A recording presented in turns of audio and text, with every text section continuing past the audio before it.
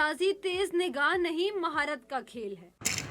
ये बात सच करके दिखा रहे हैं रावलपिंडी के ये माहिर निशानाबाज, जो कुव्वते बिनाई से तो महरूम हैं, लेकिन इनका निशाना नहीं चुकता। हमारे पास जो हमारी टेक्निक्स हैं और जो हमारी एबिलिटीज़ हैं, हम उन पे जो है बेस करके खेलते हैं इस गेम को।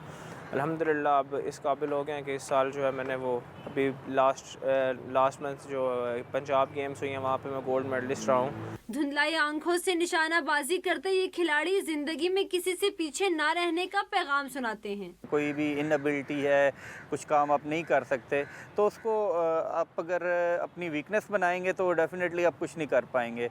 आपको अपनी वीकनेस को अगर आप स्ट्रेंथ बना के आगे की तरफ देखेंगे तो फिर आप कुछ ना कुछ करने के अहल हो जाते हैं। निशानाबाजों की रोज रोज की मश्क ने माजूरी को मात दे दी है। तीरंदाजी तेज नजर का खेल है, लेकिन बसारत से महरूम इन तीरंदाजों ने अपने जौहर दिखाते हुए इस बात का पैगाम दिया है कि जुनून हो तो इंसान क्या कुछ नहीं कर सकता।